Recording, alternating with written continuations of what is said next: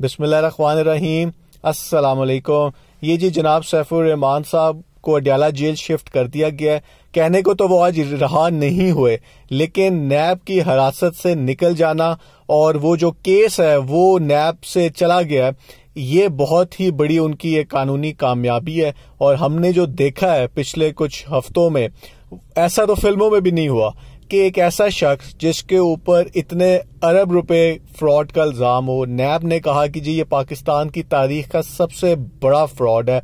नैब ने जो अपना केस बनाया था वो अच्छा खासा स्ट्रांग केस था।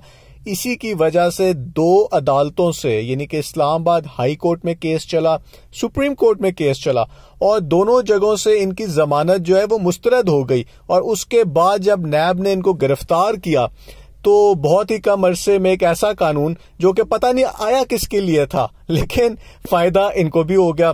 और इनको इतना फायदा हुआ कि जो सारे इनके लिए जो कानूनी मसाइल थे जो नैब ने बिल्कुल खड़े कर दिए हुए थे, वो काफी हद तक अब इनके मसाइल कम है। अभी भी वो जेल में हैं, अभी भी उन पे केस चलना है, सब कुछ कानूनी तरीके से हुआ होगा। वो गिरफ्तार भी कानूनी तरीके से हुए थे और उनका जो केस ट्रांसफर हुआ है वो भी कानूनी तरीके से ही हुआ है। तो इसमें कोई शक नहीं है कि पाकिस्तान की अदालतें जो हैं वो बड़े अच्छे तरीके से फैसला करती हैं, आजाद हैं। अब जो सवाल है वो ये है कि जी चलें, सैफुर रहमान साहब को तो रिलीफ मिल गया, अब मेंबर्स को कब रिलीफ मिलेगा? उनको उस वक्त मिलेगा जब इनके बैंक अकाउंट्स जो हैं कंपनी कहती है कि जी जब हमारे बैंक अकाउंट्स फ्रीज नहीं रहेंगे, अनफ्रीज हो जाएंगे, तो हम आपको विड्रॉ देंगे। अब ये कैसे होंगे अनफ्रीज? उसके लिए जो है इनको अलग केस चलेगा इनका। हो सकता है कि वो अब जमानत के लिए तो अप्लाई कर देंगे, हो सकता है वो उस केस अकाउंट्स अनफ्रीजिंग के लिए भी अप्लाई कर दें, कोई नया केस कर दें, लेकिन वहां पे जो है इनके लिए थोड़ी सी मुश्किलात होंगी।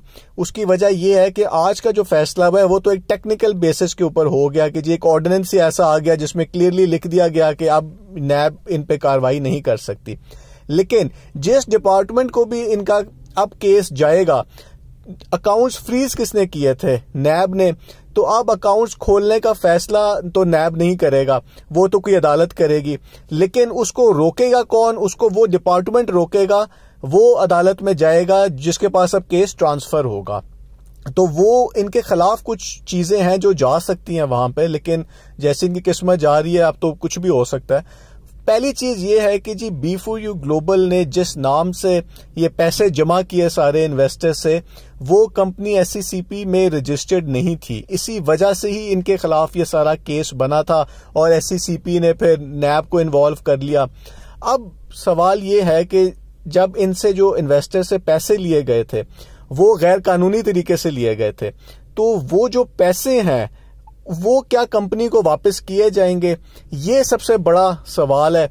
बेशक उसमें इन्वेस्टर्स के पैसे हैं, लेकिन ये अब इससे पहले चूंकि ऐसा केस कभी हुआ ही नहीं है, क्योंकि जब भी कंपनी इस तरह फ्रॉड करती थी तो उसके इन्वेस्टर्स या सारे के सारे गिरफ्तार हो जाते थे मालिक, और उसके बाद वो नैब की हिरासत में चले जाते थे या वो भाग जाते थे।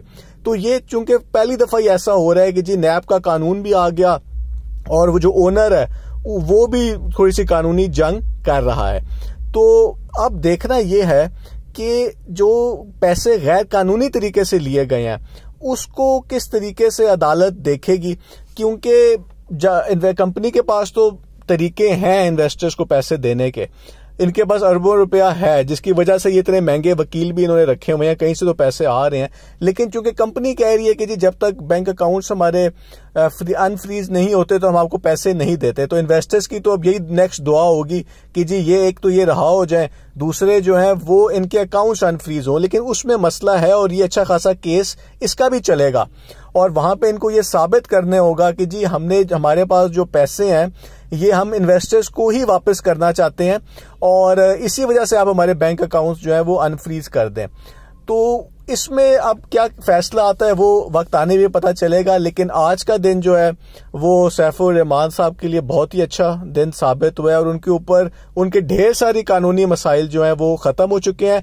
इन्वेस्टर्स को कब फायदा होगा? इन्वेस्टर्स को फायदा होगा जब अकाउंट्स खोलेंगे, और अकाउंट्स खोलने में सबसे बड़ा मसला ये है कि जो पैसे लिए गए हैं वो गैर कानूनी तरीके से लिए गए हैं, तो गवर्नमेंट इनको अगर वापस कर देती है पैसे सैफुर रहमान साहब को, गैर कानूनी तरीके से लिए गए पैसे, तो क्या गारंटी है कि वो उसको खर्च नहीं कर देंगे, जाया नहीं कर देंगे। ये सबसे बड़ा पॉइंट है जिसकी वजह से ये इतना आसान नहीं होगा जितना आसानी से इनका केस ट्रांसफर हो गया। चलें देखते हैं कि जी क्या सिचुएशन बनती है। बहुत बहुत शुक्रिया।